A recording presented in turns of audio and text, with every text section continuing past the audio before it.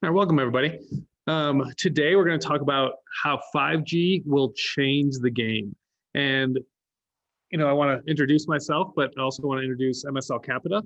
MSL Capita is a branch of MindSpark Learning, but we're really dedicated to bringing sports and education together and making sure that educators, industry, communities, they all know the power and the potential of sports and what they have, and being able to unleash that power to the rest of the community and grow the potential of sport. So my name is Davis Turner. I'm the Senior Director of Strategic Programs at MindSpark Learning. And today we're going to be talking a little bit about 5G and how it's going to change sports and the outlook, kind of not necessarily even sports, but the industry and communities and the economy and everything kind of revolving around that. So as we get through this, I want you to feel free to reach out, type your questions, anything in the chat. I put my email on there, so if there's any questions or things that come up afterwards, please feel free to reach out. We will send out a toolkit and with direct links, resources, and other kind of pieces that you might need to know after, as well as a recording of this session. So thanks for joining us, and we're going to get started. So thank you.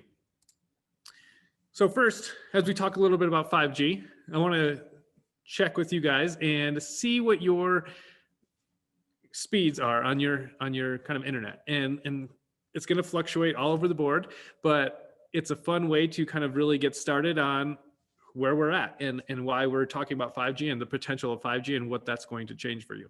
So I'll give you guys a minute. There's going to be a chat or a link dropped in the chat, speedtest.net, if you guys want to just type that into your browser, but check that out and test your speeds. All right, some speeds coming in. We've got 25 megabits per second, pretty decent. 199 down, 180 up. That's pretty good, pretty impressive. 40 down, 15 up. Not too bad. That's good for streaming and everything like that. 60, awesome. 75 and 30. Sweet.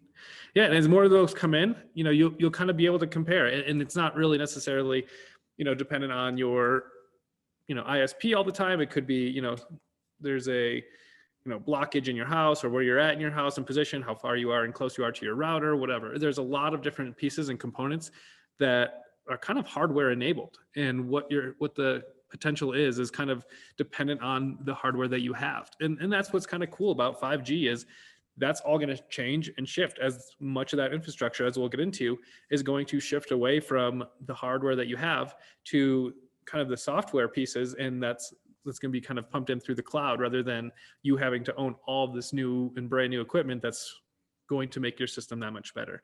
And so as we get into that, we'll kind of find out what these 5G speeds look like. And you kind of notice in your chat, some of you had restricted speeds, and as this video will show you, this is something that was taken in April 2020 and just testing the 5G pieces and really focusing on what that looks like. So some of you noticed, you thought, hey, 75 is pretty good. 200 is pretty good. Look at what they're getting in Australia with 5G right now. 180 or 1,850 or so megabits per second. That is crazy fast. And being able to unleash that power to not only your phone, but your PC as well, or your Mac, whatever it is, it's going to be a huge variant. And I think when we do the same tests, in a couple months down the road, or years when we have more 5G availability, you're going to notice the impact that it has. And we're going to talk a lot about it today, but it's truly astonishing to see that even mobile phones are capable of this high speed. And usually that's not the case. And usually there's some sort of pretty large discrepancy between that. And another cool thing when we talk a little bit about this 5G, it's really that latency piece too. And you notice it talked about the pings and the things at the top kind of left corner of that screen is the latency issue is how fast it was able to respond. So normal times is, you're going to get 10, 15, maybe even 5, milliseconds of ping time. Whereas now you're going to get within a millisecond of 1/1000th of a second. And to put that in perspective, the average reaction time for human visual stimulus is 250 milliseconds, or a quarter of a second. And even with training, people are capped out about 190 milliseconds. So you could have that reaction almost 250 times faster than you would be able to, that your human kind of processing was able to even work. So thinking about a car, right? In terms of, here, let me go back to that slide real quick.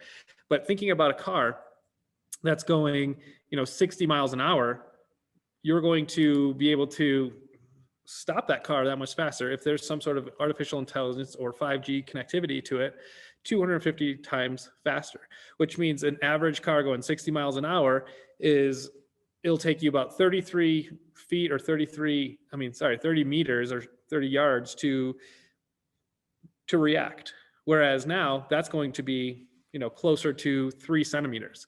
And the distance that's going to have, or the impact that's going to have on car crashes or accidents, or just, efficiency, is going to be mind blowing. And so having all these pieces connected to the 5G and the cloud and the network, it's going to change not only the speed that we are able to get things, but the reactions and the latency issues that we're finding everywhere else in our world. So it's not just going to be directed at our computers or at our phones. It's going to be, implicating everything else that we kind of work with. So as we move on, let's we already kind of watched that video. So we really kind of want to know what 5G is. And when we talk about 5G, we talk about, the 5th generation. We know that it's coming, but we don't really understand the capacity it is. So when we think about 4G, we think about the limiting factors of it just being on our phone and being, it's our download times and how fast pictures or videos show up and how fast we can stream things. But as I kind of mentioned before, when we talk about 5G, it's that much faster. The latency is that much better, and the bandwidth is that much better, and it's a lot more efficient. So you're going to get a lot more battery life performing at such much higher rates than you would even with your 4G. Because if you're only on 4G and instead of connecting to Wi-Fi networks, your battery on your phone would drain a lot faster.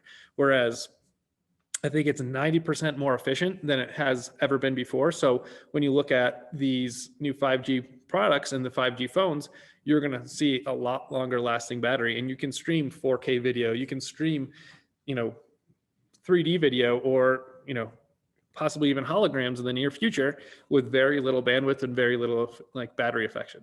So we're going to watch this quick video that kind of explains the basics of it. And then I want you to think about, what does that actually look like, and what kind of ideas are brought up from this kind of quick clip.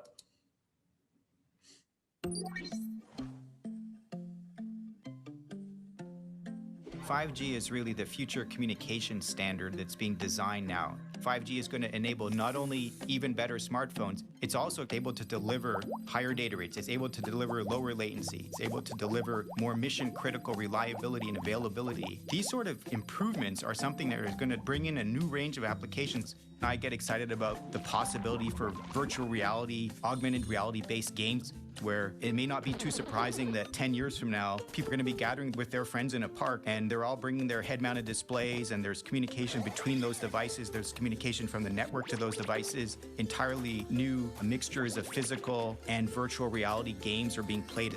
If we look at the automotive industry and the ability for these factories themselves to have critical communication within the factory, low latency information exchange between a larger number of industrial equipment within the factory. And then you can also look at the sort of communication technologies that are going to be embedded into the vehicles themselves. So this both from a safety application in terms of communication between vehicles, but then also in terms of amount of data that's being created within a vehicle.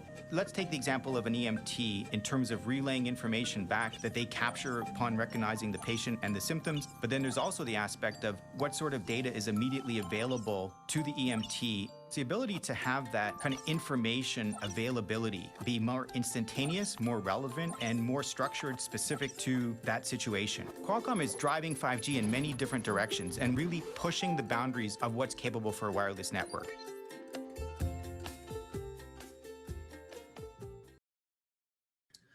So after kind of watching that video, one thing that stuck out to me was that instant feedback, right?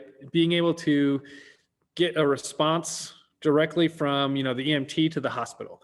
And as soon as something is typed in or input into maybe a computer or a program, people that may need it, hospital caregivers or doctors, are able to receive that. So how do I best prepare for this patient that's coming in an emergency situation? How does that relate to sports? There's a lot of times, as sad as it is to say, that, there are pretty significant injuries that happen within sports. How can we communicate what's needed based off of what we've already done, what vitals we've already accomplished, or what vitals we've already established? How can we already communicate that to the hospitals? How can we communicate that to the doctors who are going to then see this patient? There's been multiple times and even in the past week where there's been, concussion, and understanding the severity of what that looks like is dependent on, almost very subjective to a point to having the doctors right there and there. And then how do you follow up with that? Being able to have that immediate follow-up and that feedback directly from the player to the doctor. It can be within an hour, it can be within 20 minutes. You can have that information and have access to a doctor within seconds.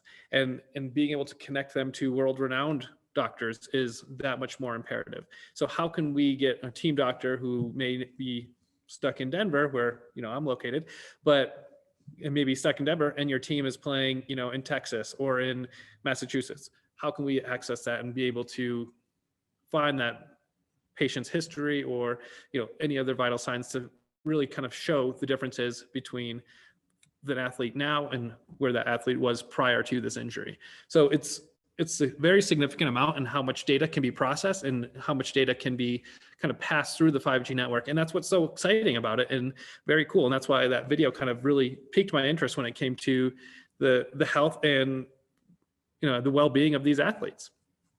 So as we kind of move forward, we're going to talk about that a little bit more in depth, but also there's so many more applications. And when we talk about it, though, I want you to think about how this is going to relate to you. So what technologies are you currently using that really help improve your coaching, training, team communication, and or player analysis? So put that in the chat. We'll start talking a little bit about these, and then how do they figure we're going to be using them in the future? And do you think it's a sustainable model? So what are some ideas that you guys have, and what are some ideas that you have seen that you might want to go off of?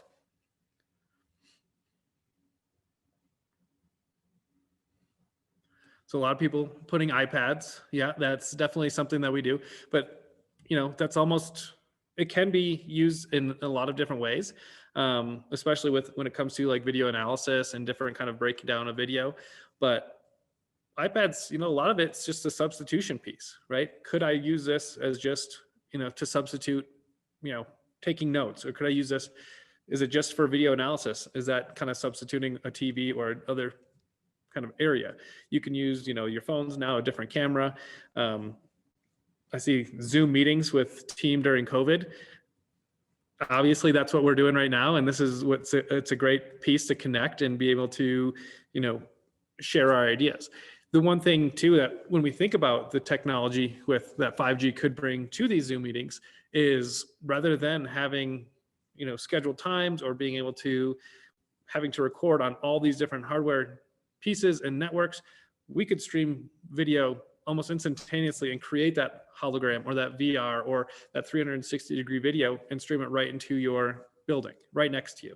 And you could have that access to myself or to anybody else on the MindSpark or MSL Capita team. So it's pretty cool the way that we're thinking about all this data transfer. And then also the idea of how much bandwidth that this 5G can handle. And I see mentioned here as well as the VR training, right? How do we get VR training to athletes in a more accessible way? 5G is definitely going to challenge that. And not necessarily because of the access to VR headsets, but the access to how much data can be transferred instantaneously. So people are going to be starting to watch, games in VR and be able to partake in kind of virtual reality situations where they're sitting courtside and being able to almost high five their favorite athletes. And the experience that you're going to get is going to be that much more immersive because of how fast the data can be transferred to you without wires or without kind of having a specific Wi-Fi network connected to that. So as we move forward, we're going to talk a lot about that, but also think about this question, right? Think about what technologies are you using and how can you really either evolve or revolutionize your training and your kind of analysis based off of not only 5G, but just newer technology.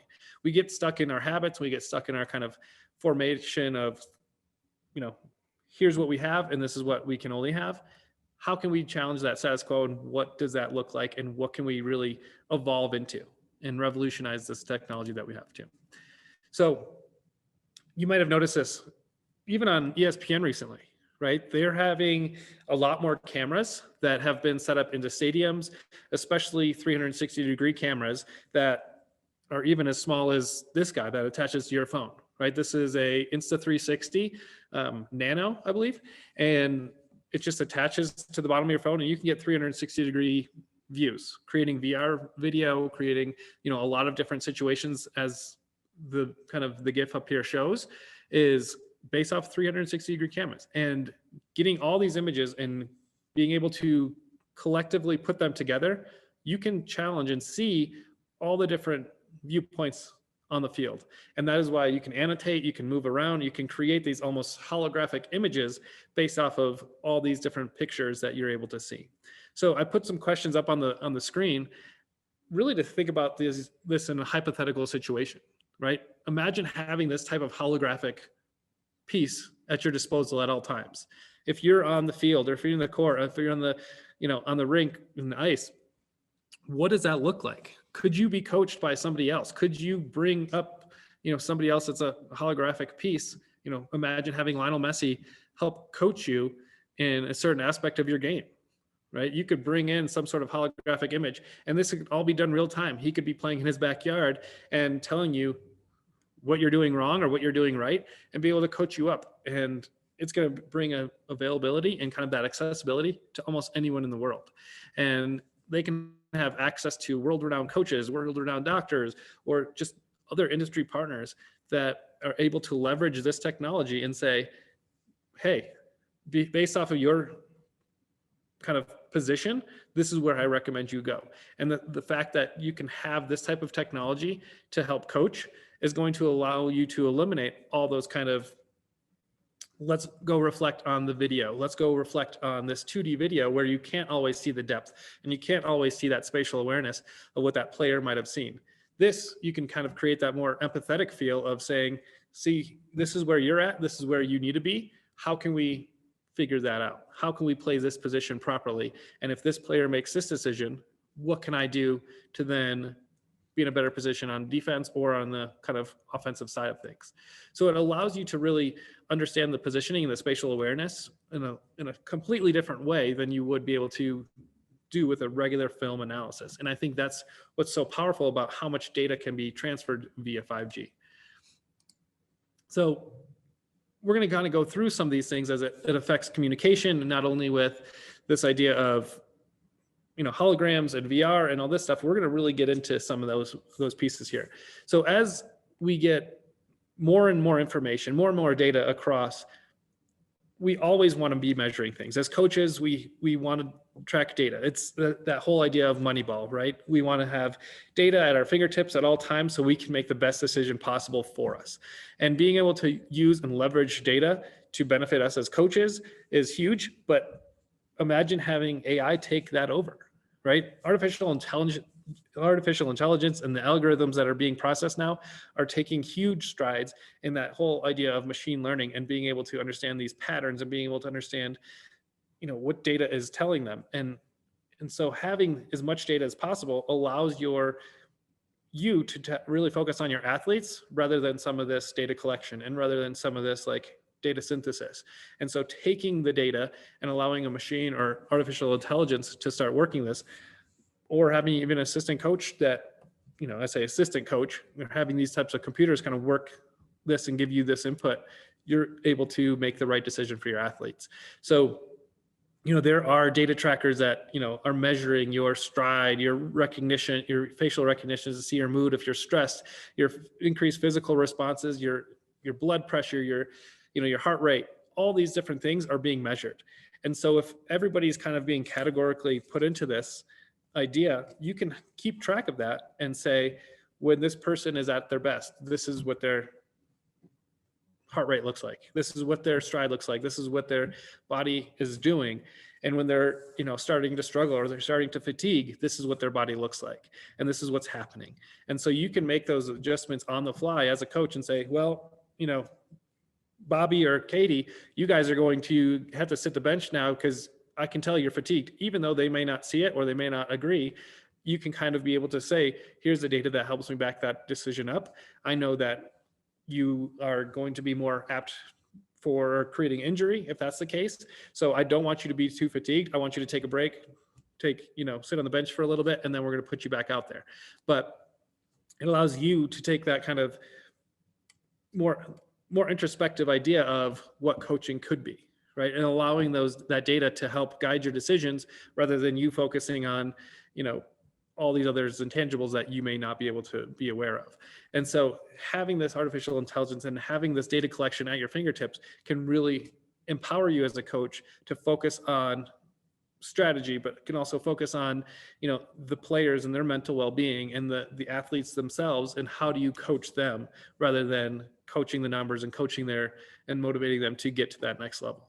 So that, I think, is a huge piece where we could bring that communication in and start actively coaching in a more holistic sense, I should say.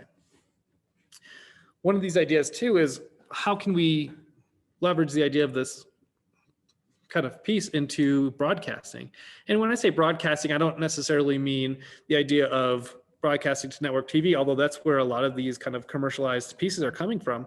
But as a coach, how can we leverage this broadcast network and broadcasting capability to our advantage? Oftentimes when we are coaching, we do hold these, higher and elite athletes to this higher standard. And we're able to use them as kind of models and role models. And we say, hey, look at what he did here. Why did he do this? But now when we look at this technology, we're able to see the difference and being able to really look into this. So as I show you this next clip, I want you to think about, how can you leverage these tools to help identify key plays or read different schemes and understand different perspectives in terms of, can we understand the defense better? Can we understand our own offense and what our decision-making skills look like?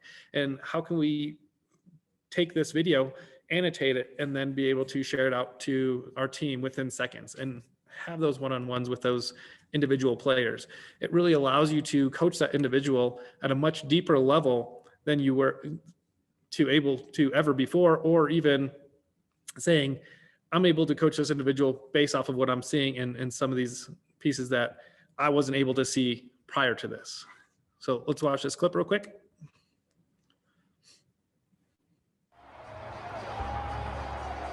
"5G will change the way NFL fans watch football. They just don't know it yet. So, to help them experience the future, we built a stadium of our own at Super Bowl 54. Introducing the Verizon 5G Stadium. An immersive shared VR experience that brought the future of 5G to life for thousands of NFL fans.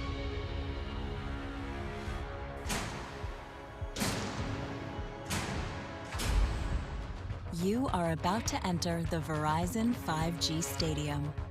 3, Fans were transported onto the field for the final 2 minutes of an epic game. Using real 5G phones to interact with the action on the field. They could explore the stadium with augmented reality wayfinding. Track their favorite player with AR stats that update in real time. Choose from multiple 4K camera streams that made every seat the best in the house. And control volumetric replays that let them rewatch any play from any angle.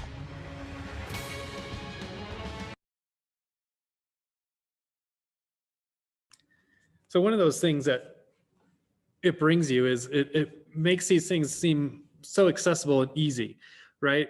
I mean, they have the potential as the NFL to put as many cameras out there as they possibly can, and be able to broadcast in so many different ways to engage the audience. But as a youth sports coach, or as a high school, or even college coach, we don't always have access to all these tools.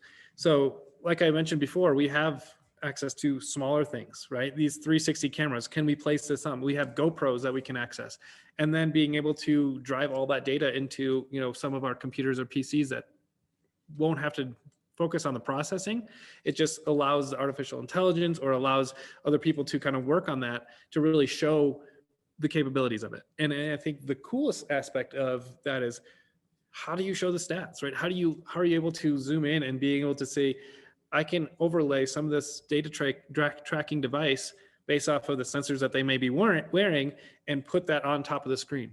I can see how fast this person's running, or how much exhaustion, or how much kind of fatigue their muscles are building, depending on what I'm actually looking for as a coach. So it allows you to be a little bit more creative in the ways that you're taking and synthesizing this data and sharing that with your team. We want to be able to be the best as we can as a coach, but we also want to challenge ourselves as coaches to get the most and the best potential, or reach the potential of our athletes. And I think that's the most important thing, is how do we motivate our athletes to know that they have more in them?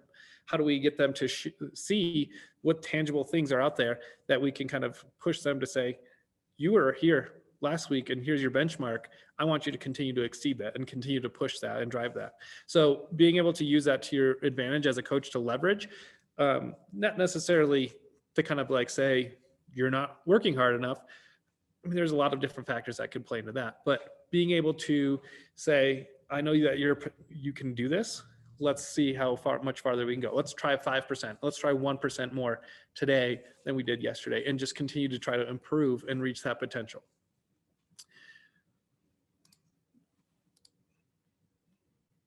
Superstar. So when we think about when we're pushing our athletes, right, we also want to make sure that when we push them, we don't push them to that point of beyond repair, or to that point of, I guess, extreme fatigue. And that's what, the benefits of being able to do this with all this data that we have and are able to collect, and learning about, long-term athletic development models. We can be able to track our athletes, and from where they are at the beginning of the season, where they are, a couple days in, being able to use apps and communicating that with them. Right. And I think that's one of those big things, is we need to understand that data collection is, part of our, future. And as much as we do that in schools, we track our students, how do they do in first grade comparatively to sixth grade? And how do they do beyond that? And where can we see, some deficiencies? We want to do that with our athletes, right? Where are they succeeding and where are they excelling? And then where are they kind of deficient, and where do they need to improve? And some of that, it comes around the health and what they're putting in their bodies. Does their diet change, and how can we track that? Are we able to see, their respiratory signals that show that, they may be having an asthma attack, or they may be having some sort of, onset, hyperventilation piece where we're really worried, or maybe their heart rate is a lot higher than it needs to be. So being able to have these devices, or these kind of sensors that are able to connect not only to, an app or anything like that, it can track all of this stuff. So being able to say, hey, I've got this athlete who started off the year, at their heart rate with this, and they were running at this pace in a mile, right? How can we translate that for 3 months? Where's their training gone? Has it improved? Has it decreased? What has that shown us? And then being able to kind of compare and analyze and say, all right, well, I want this person to take a break this week. It looks like they're very stressed. Their muscles are fatigued, and they really need to take a step back because they've kind of plateaued in their training sessions. So being able to address those things are really going to improve not only the well-being of that athlete, but that extreme fatigue and that kind of overworking those muscles or that body, because we don't want them to go through a serious injury. But kind of as we mentioned before, and we saw that in that video, is if that does happen, that real-time data can be shared with those doctors or those clinicians or any type of person that's in that medical field that's going to help that person. So they could have all that information at their fingertips of here's that athlete's piece or pieces of information, their health data and all that, just right at their fingertips in a second. So having that, being able to track that history is huge. The one thing that we have to be wary about is, even though all this information is out there and all this information and the technology is out there and ready to be used, where does that privacy piece come in, right? What can we do when it comes to those kind of codes of ethics and like HIPAA violations and all those things? And I think that just has to kind of work itself out. And, I'm not a health expert and I don't know what those legality pieces are, but as like, a coach and a former teacher and being understanding of what's expected, those things are definitely going to be, kind of in our future of how are we able to share this medical history pretty quickly? How are we able to share this, long-term athletic development model that maybe we've been tracking since 2-3 years, months, whatever, down the road to help with either the healthcare or the benefits of these athletes. And so we have to kind of figure those things out, because this data and all this historical data will be able to be so easily accessed. And so we just need to make sure that we're doing it in the right way as we move forward in the future. So we talked a little bit about this, and we talked a little bit about the augmented reality that kind of came with, the Verizon Stadium. And I apologize for having all these kind of internet service providers or these kind of communications companies kind of show up, but that's kind of where we're at, right? This is where 5G is going to be coming from. And this is kind of where 5G is kind of pushing those limits and those boundaries. So as you can kind of tell, these are going to be the ones that are kind of sharing with you these kind of highlight videos of what it's capable of right now. And below you can kind of see the artificial or the augmented reality in the billiards table or the pool table, and the ability that you can have real-time feedback depending on your cue or your kind of the ball placement, and it's helping you guide your shot and your teaching. So how do you leverage the amount of technology that's available to you? And just based off of a camera that's above the billiards table, you can access this kind of personalized coach. You're going to learn angles, you're going to learn geometry, you're going to be able to do this, and being able to compete or use that to help with sports or to help with your training, even at home or on the practice field. It's a huge piece. And I think it helps guide us as coaches to those kind of teachable moments, I should say. And one of these things that I want to talk a little bit about or kind of show you is the potential for this augmented reality with the pros, and how we can have access to these coaches, especially with golf, right?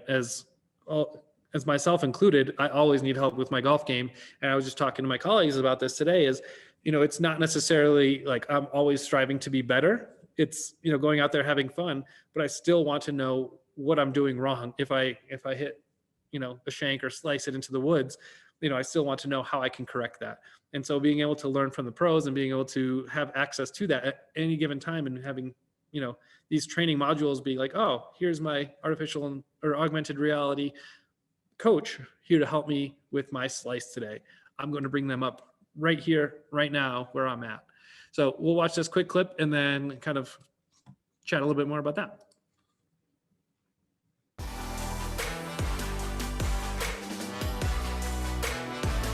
In today's world where online learning now is a pretty big thing, with the AR Pro Interactive app, I can just pull the phone out of my pocket and learn. Hi, I'm Tony. I'm going to take you through how I drive a golf ball. Today, if I look at a video to try and assist myself on my golf swing, it's really not the same as having the real person there. And the way the application works, we can work directly with those professionals, capture all the moves in their likeness in a 3D format, and place them directly with the individuals so that you can see exactly how that athlete performs to improve your game. Having the ability to put myself side by side with a professional athlete is pretty cool. You can analyze the moves that you're learning in real time, share the move with friends, and then receive feedback that just promotes the learning experience. It goes much further than athletics. There's going to be ongoing videos that'll come from the professionals just to go through new learnings, new teaching, new advice, and that'll constantly be refreshed. Verizon's 5G is going to allow us to bring those 3D renderings holographic assets so that we can actually learn better. That's what it really comes down to.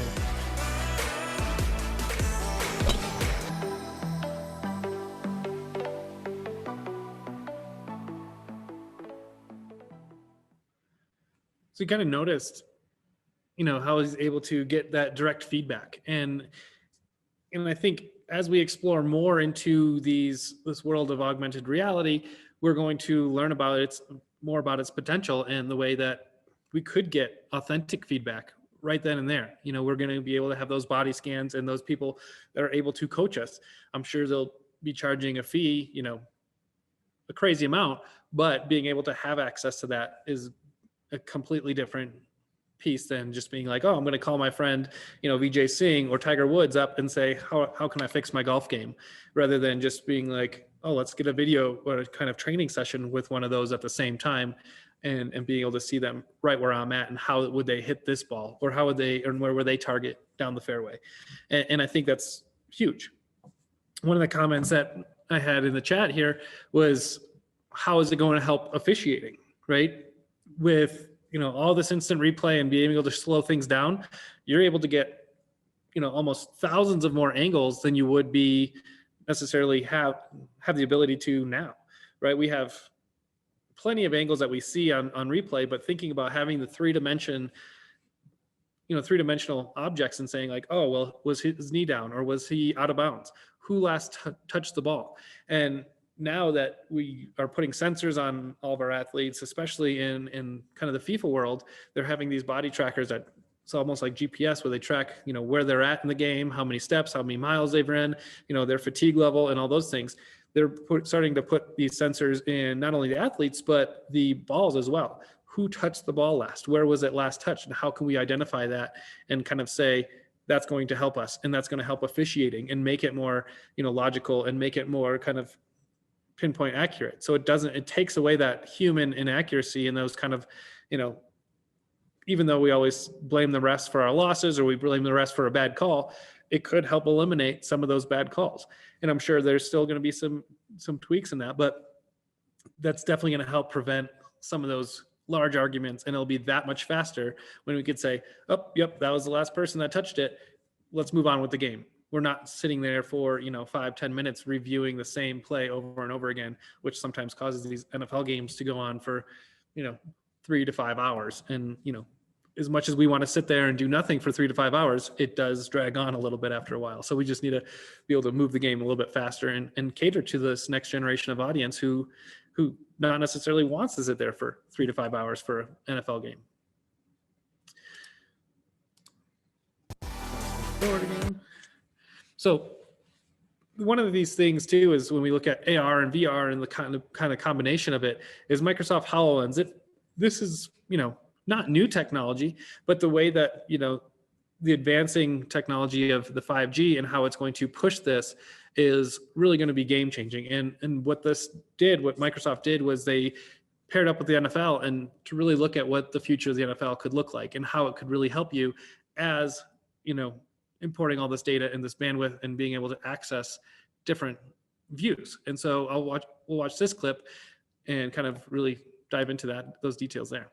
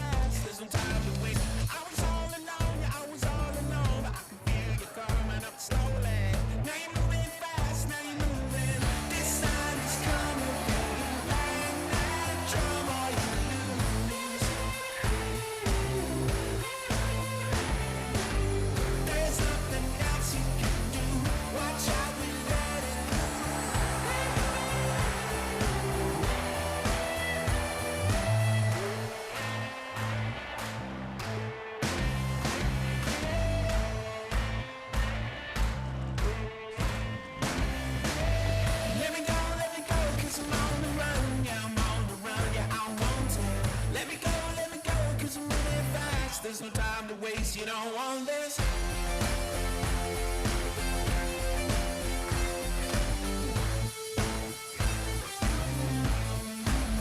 This night is coming for you, bang, bang.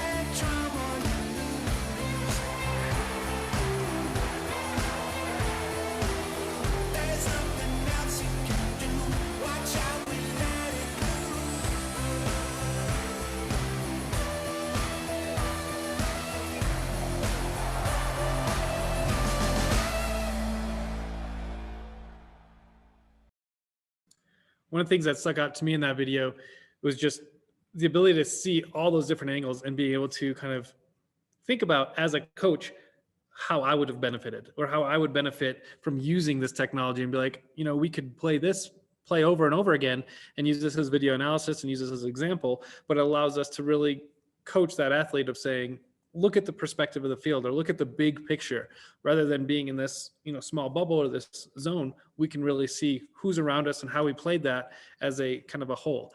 And, one of the comments that was brought up during the video was sports betting and how that's going to affect, the immediate feedback and the kind of translation of how sports betting and the impact that will have on this, right? If you're going to get, immediate feedback from the game and all this data and all this information, that's going to definitely affect, sports betting. And now that we have sports betting infiltrating college sports, it's going to have we're going to be talking a lot about, the name, likeness, and kind of image of our athletes in some future sessions.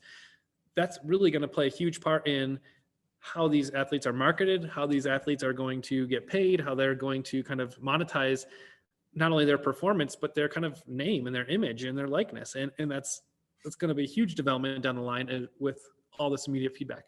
They can then kind of share this with their, fan base, maybe even on the sidelines, hopefully not, because hopefully they're focused on the game, but that's the case. They're going to be marketing themselves in a much different way when it comes to that. And that's going to be a pretty big game changer as well. So let me go to the next slide. And it really talks about, when we think about, games, think about esports too, right? Esports is a booming industry right now, especially with this pandemic and COVID-19 kind of taking full control.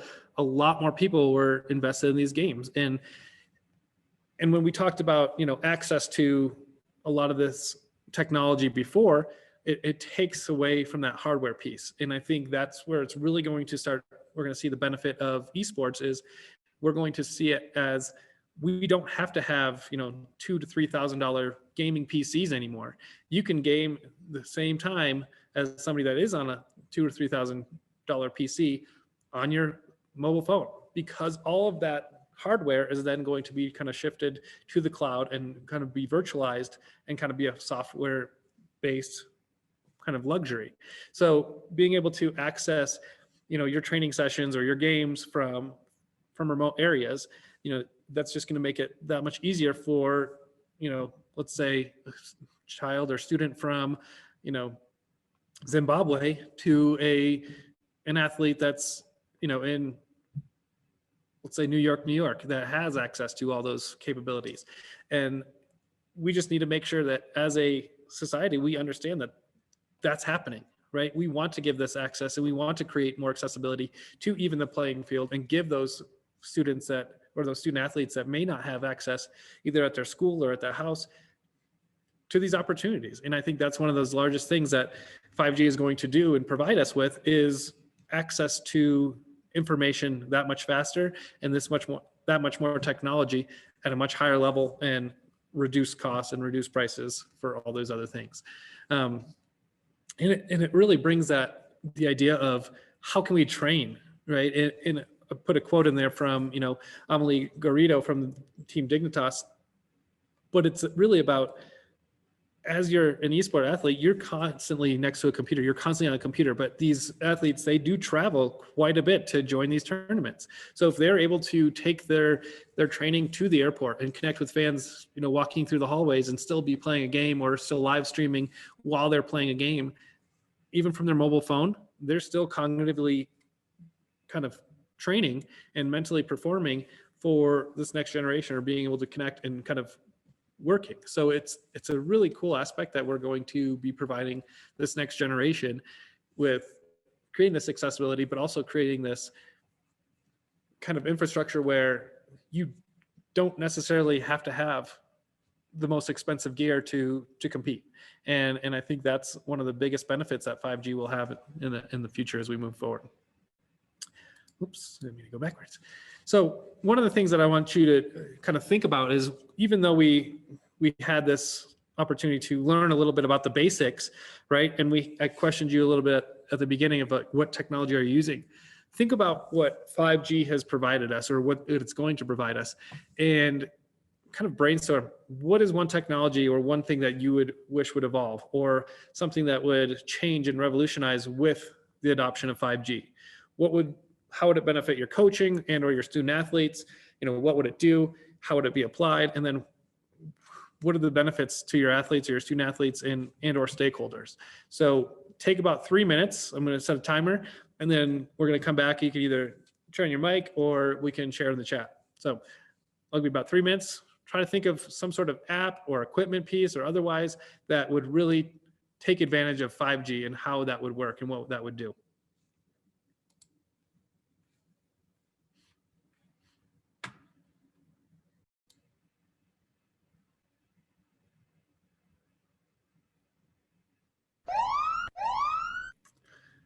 All right, so as we kind of get back to joining the group, what ideas do we have, right? I have got some people that said an app that could map my athletes on the field of play in VR. So being able to see where they have been and where they kind of go. There's already some technology out there that's doing that, but not in VR. So I think that's a pretty cool idea of how can we put ourselves in the shoes of our athletes and see where do we spend our most time? How can we change that perception of like, why am I spending the time here? How can I improve, this, defensive scheme, or what do I need to do to change that? And maybe it is something that is important for them to see. Another one was wearable 360 cameras that upload to my device. That would be huge, right?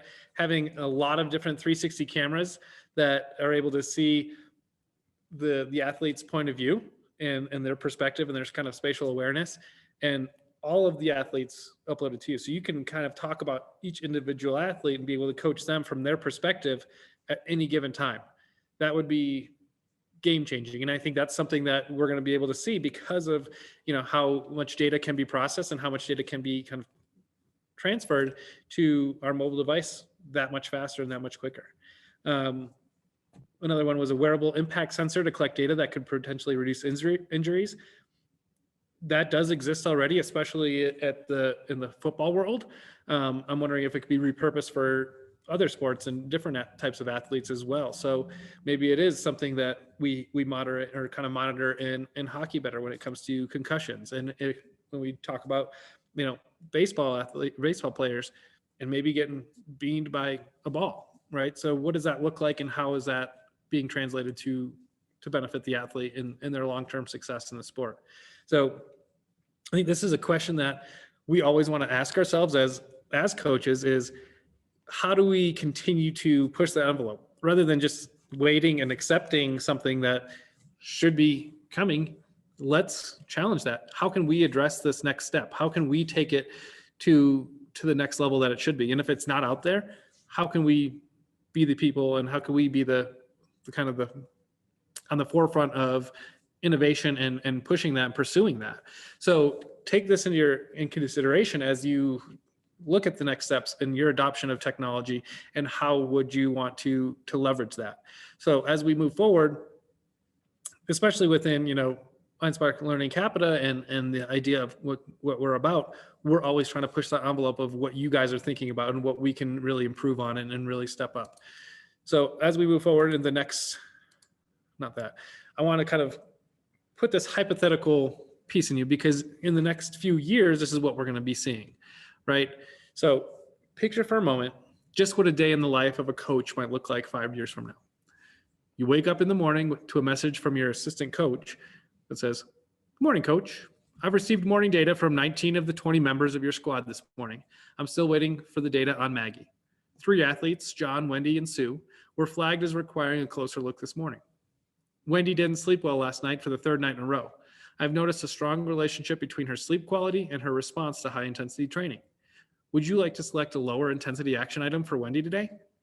John looks to be adapting well to the training at the moment, and all wellness metrics have been in the optimal range for the past 4 weeks.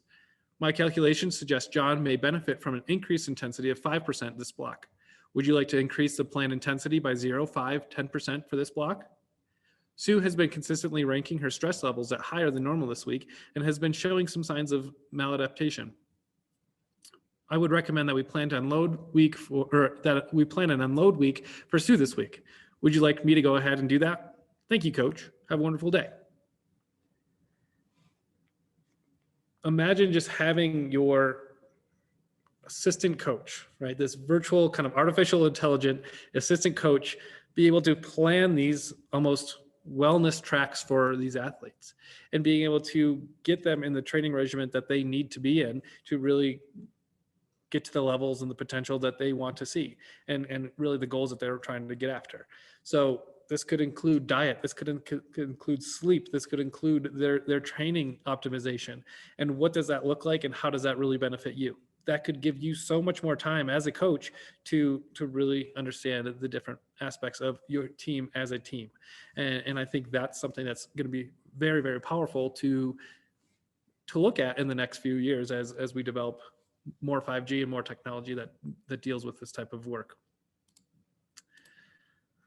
So as we kind of wrap up, I want to leave this quote with you. Accenture, who is kind of talking about communications, media, technology, this chief executive said 5G is poised to create a revolutionary versus an evolutionary wave of change and innovation across our world. So not only is it going to be contained to just our mobile devices, but it's be connected to everything. And I think that's where we speak to how sports is going to be changed, right? When we think about 5G, we don't necessarily always think about how it's going to just change sports directly. We have to kind of make that connection. And then how do we push the limits of 5G? And how do we take that into our own hands and say, I want this to happen this way, or I want this to make this happen, or what do I want out of this? And we have to kind of be responsible in the direction that and be the drivers of change that we want to see. And so as we kind of move forward, I want you to be aware of kind of what's coming up in the horizon, not only for 5G, but for the upcoming horizon in the next few months from MindSmart Learning Capita. So as we kind of talk about Capita events and our upcoming clinics, we have on the 22nd, we have our Demystifying Esports for Educators, Parents, and Coaches. So that kind of brings back that esports and how 5G may impact esports, but also what is it and why is it out there and why is it important to kind of share with us rather than just playing video games? It looks completely different. February 10th, we have the impact of sports betting on student athletes. We mentioned this a little bit before in this clinic is how is that going to affect, the name, likeness, and image of our athletes and the marketability? And how is that going to trickle down into our youth and amateur athletes going all the way up to college and professional? And so it's a really big shift that we really need to be aware of. March 9th, we're going to talk about the importance of habit forming and systems-based approach to player development. And that kind of goes along that long-term athletic development model that we mentioned. March 23rd and 24th, we're going to be talking about coaching the brain, the developmental stages, and importance of individualism. And that really talks about differences in male and female kind of functioning and their development and how we can really address them as coaches separately, but also in congruency as well. Learn more about our clinics and other offerings, our Resolve for Coaches that's coming up, as well as our Capita retreat that's happening in early fall, late summer, by going to mindspark.org/sports-and-coaching. So before we leave, there will be a quick kind of survey so we can kind of help us address your needs as we move forward. So in the chat, there will be a quick link that Mike, our moderator, will put in there for you. Please take a moment to, reflect and give your input on today's session, but also it helps drive our kind of offerings for you guys in the future. So if you don't mind giving us some input and some feedback, we'd love it. We love your advice. We love everything that we can do so we can better cater to you as coaches and as educators and as, community changers.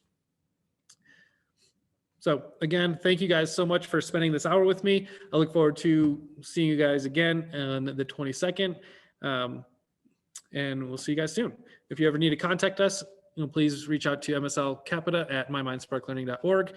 And then there's also going to be a toolkit and a recording of this coming to you in your inbox soon. So thanks again and take care.